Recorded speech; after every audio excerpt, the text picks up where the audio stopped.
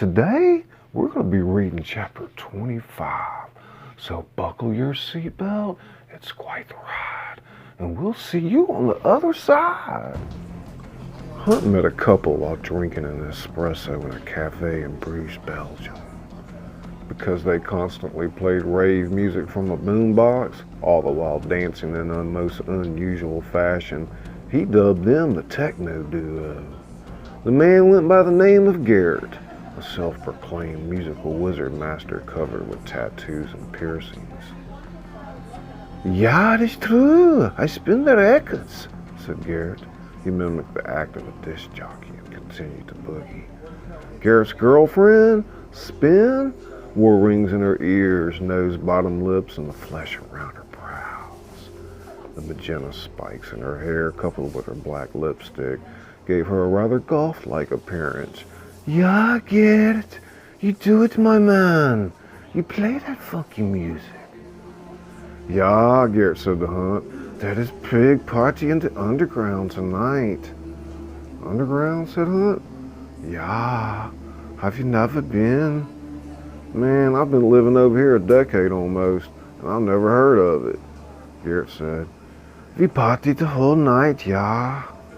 Later that night, Hunt followed the techno duo down the stairs to the club. He noticed a dazzling light show. The music was deafening. This place, this underground, smelled like sweat. He looked around and saw that everyone seemed to have an immense amount of energy, with a shiny coat of perspiration on their skin. Garrett handed Hunt a pill and said, take it and you will roll like the rest of us all night long. What is it? Hunt asked. X, came Garrett's reply. Hunt had plenty of opportunities to try ecstasy over the years, but it always bugged off. On this night, he said, what the hell, and popped a bean in his mouth. 30 minutes later, on the dance floor, Spin rubbed her ass in Hunt's crotch. Over at the bar, Garrett played the role of cheerleader and said in a loud voice, yeah, you give it to my woman, Hunt. Maybe we take him home with us, Garrett. At 6 in the morning, the pills had finally worn off. The three of them headed upstairs for breakfast after a long night on the dance floor. Spin was saying, perhaps next time we party at our place, Hunt. She blew him a kiss. So what do y'all do for a living? Hunt asked them. We make the chocolate, Spin told him. Chocolate, Hunt replied, surprised. Yeah, Garrett's family has been making the chocolate for over 50 years. They ship all around the world. Have you never heard of Belgian chocolate? Hunt took a sip of his coffee. I guess so, he said, still a little puzzled. Garrett elaborated.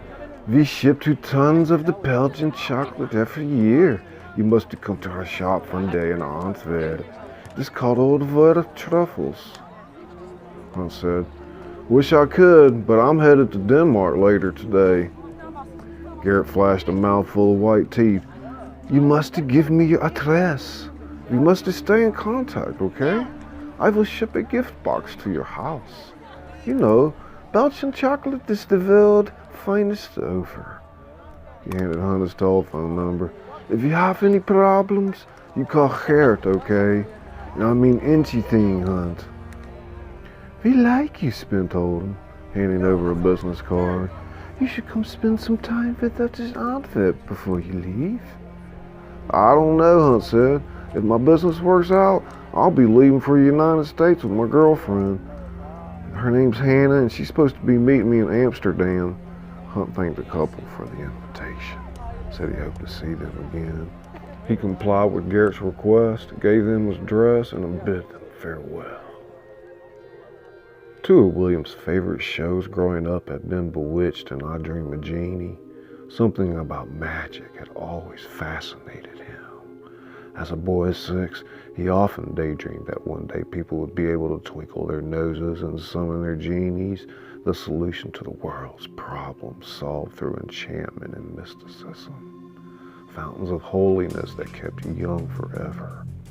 Gilligan's Island, another favorite, may have also contributed to his lust for adventure. How in the hell did those people survive on that island anyway? Those poor folks had to live on nothing but bananas and Mary Ann Summers coconut cream pies. Or, as he thought in his stone state, had they hunted wild game? Timon de Boer said, "Now we begin to clean to harvest."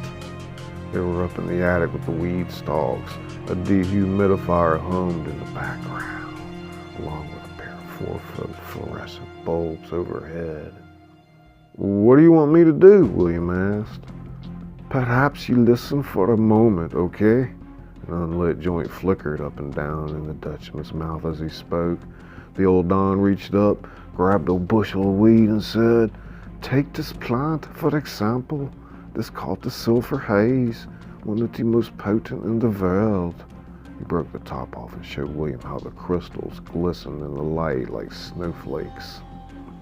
"It will give you quite a high, and it's very easy to clean. If you will notice, the buds are small."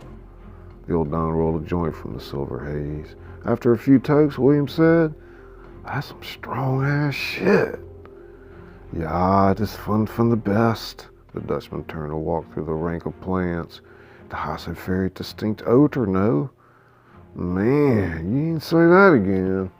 So is it legal to grow like this? I mean, back home they'd lock you up and throw away the key for what you have here." "You must understand, William. Holland is a liberal country when it comes to the drug laws. What you see is normal. Many of the farmers cultivate the weed. It is big business in the Netherlands. We have been smoking cannabis for hundreds of years. As early as the 1500s, we have been mixing the weed with the tobacco." "Well, yeah, people back home have these ideas about Holland, like everyone's running around getting high all over the place." "Yeah, there is some truth to that, yes."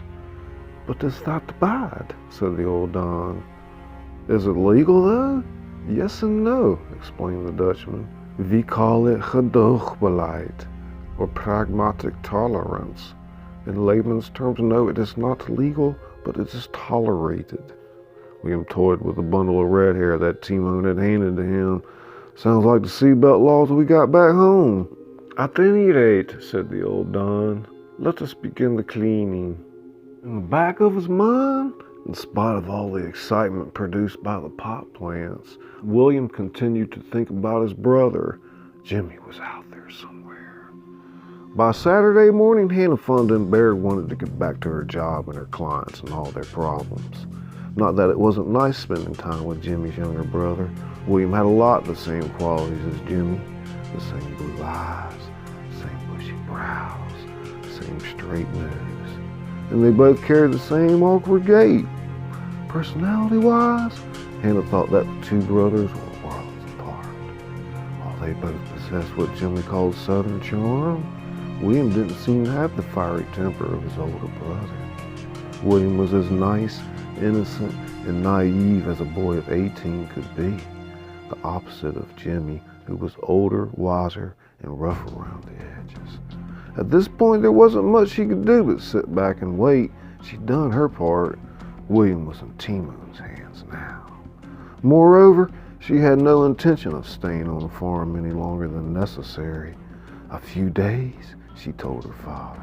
He hated the country. It was so boring, so bloody mundane. How could people stay away from the city for weeks on end?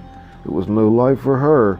When William wasn't cleaning weed with Timon, she'd sit and talk about Jimmy and all the things that had gone wrong in his brother's life.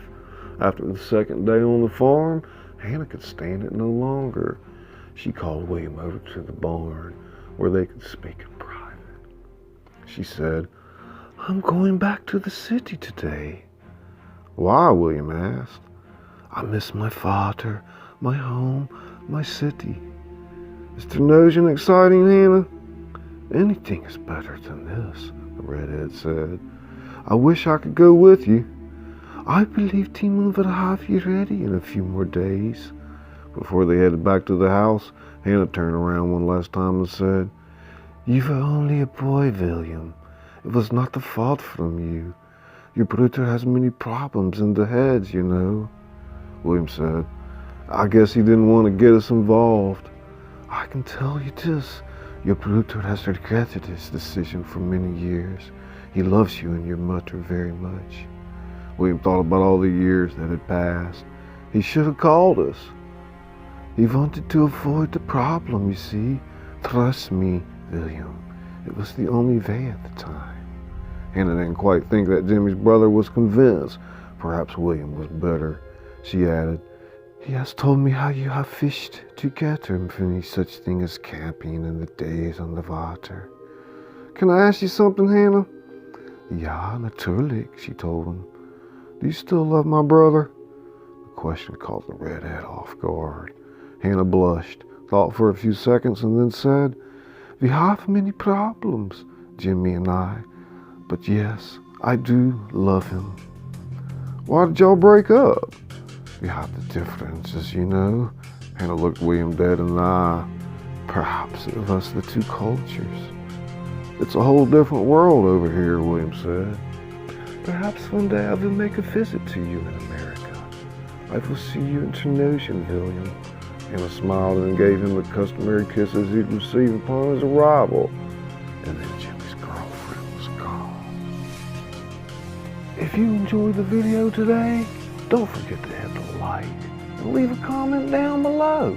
Or you can go back to the beginning of Dutch Coffee Shop playlist right here, or hit that little picture of me right there. Subscribe to the channel. Otherwise, we'll see you on the other side.